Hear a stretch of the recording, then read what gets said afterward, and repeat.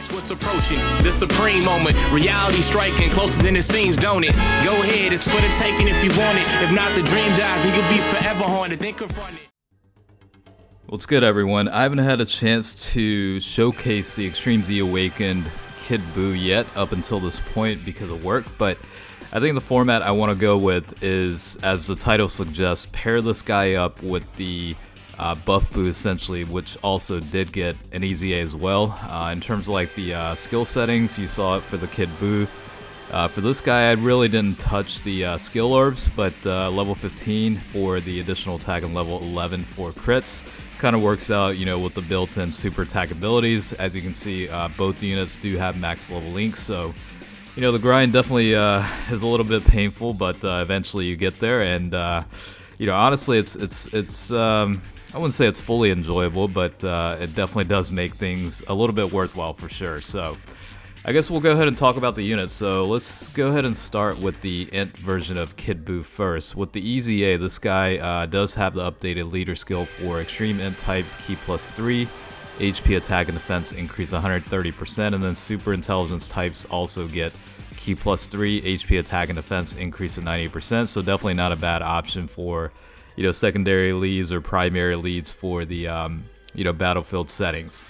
Now the super attack will raise attack and defense for 1 turn and then causes immense damage to enemy and also recovers 12% HP. So a lot of good built-in skill sets.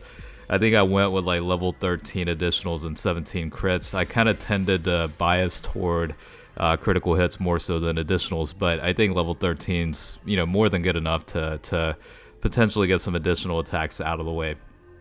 Now in terms of the passive skill, it's an attack increase of 100%, plus an additional attack and defense increase of 70% when HP is 30% or more. Majin Power category extreme type allies get key +1 when HP is 50% or more, and then extreme type allies get key +1 when HP is 70% or more. So these are all pretty, you know, realistically achievable passives. So you could essentially really activate all passive skills built in, you know, based on just keeping HP over 70%. So it's, you know, keeping things over 70% is certainly manageable, so it's not too bad. In terms of links, at level 10, you've got Majin, which is key +2, attack and defense increase of 15%. Brutal Beatdown is attack increase of 15%. More Than Meets the Eye is attack and defense increase of 10%. Big Bad Bosses is attack and defense increase of 25%. Infinite Regeneration is key +2, recovers 3% HP and defense +10%. While Standing Tall disables enemies' true power, attack increase of 20%. And then Fierce Battle is attack increase of 20% as well. Now in terms of categories, Resurrected Warriors, Majin Boost Saga, Transformation Boost, Artificial Life Forms, and Majin Boost Saga, or Majin Power category, sorry. At 100% potential, as you saw, HP is 20,033, attack is 18,673, and defense is 10,935.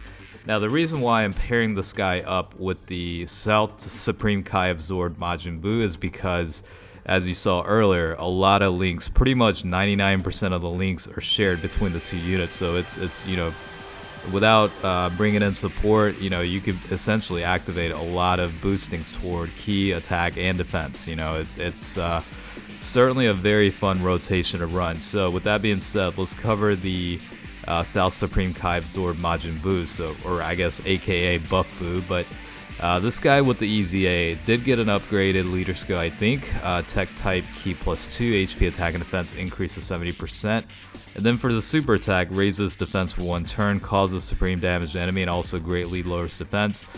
Because of that, I did go with level 15 additional attack. Again, I haven't really assigned any skill orbs or equipped any orbs for this guy, but maybe eventually at some point I will. With the passive skill for this unit, key +3, attack increase of 100%, raises attack and defense by up to 100%, so obviously the more HP remaining, the greater the stats boost. And then reduces damage received by 20% when HP is 80% or more, and then also recovers 5% HP at the end of the turn in which attack was received. So a lot of good stuff there, and again, pairs up pretty well with the Kid Buu EZA. In terms of links, again, pretty similar, straightforward. The only difference is this guy has the Berserker link at level 10. That's attack increase to 30% when HP is 50% or below. I think the difference with the Kid Buu is More Than Meets the Eye is not one that's shared with the Buff Buu. So with this guy, 100% potential, looks like HP 17,184, attack is 16,872, and defense is 9,727. This guy's, honestly pretty damn good for the unit itself. The EZA definitely made it a lot better.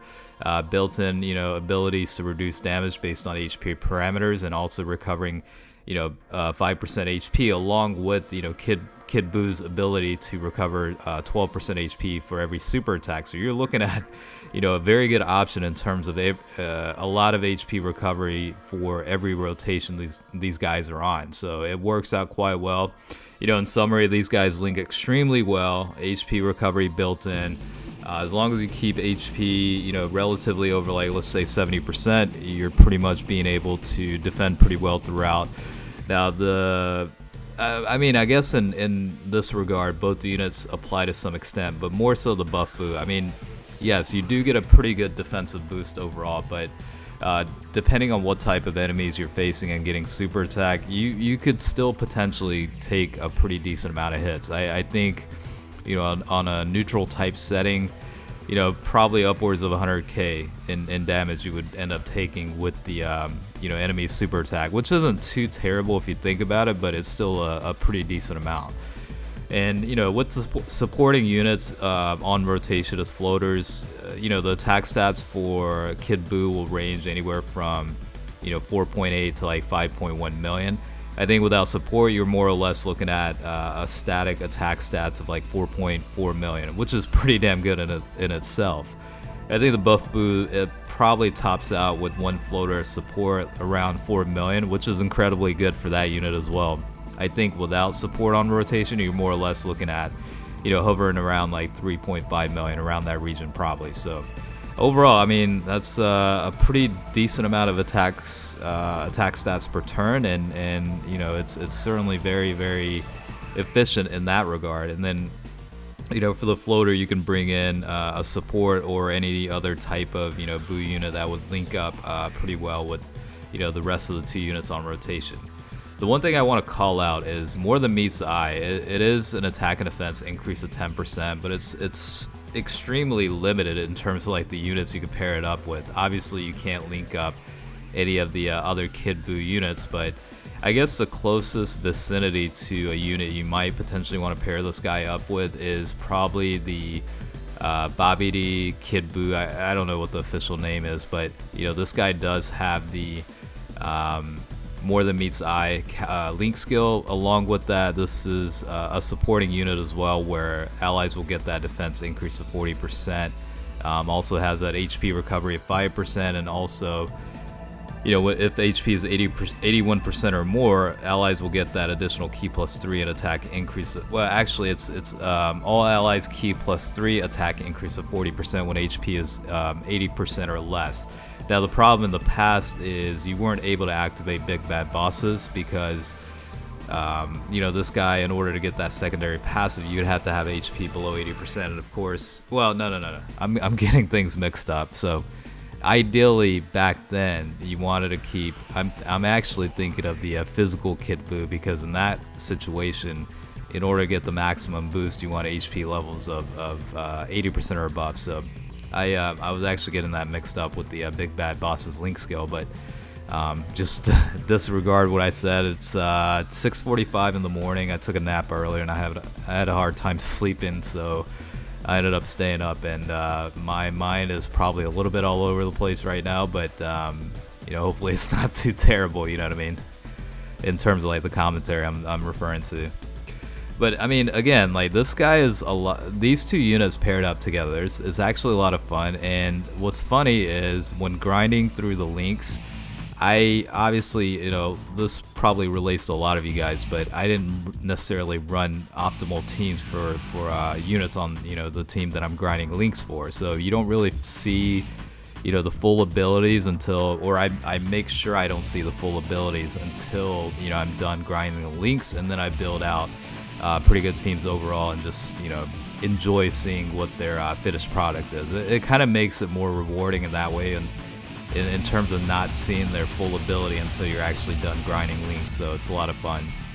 I did have a little bit of an issue deciding which team to go with, but ultimately I went with the Transformation Boost / Conquest of Terror team. It works out pretty well with the supporting units you can include on the team, you know, and whatnot. So yeah, and that's pretty much it. These guys are very, very solid units with the EZA, and I think it's definitely worthwhile to go through the link level grind. So hopefully you guys enjoyed the showcase. As always, thanks for watching, and I will catch you guys later.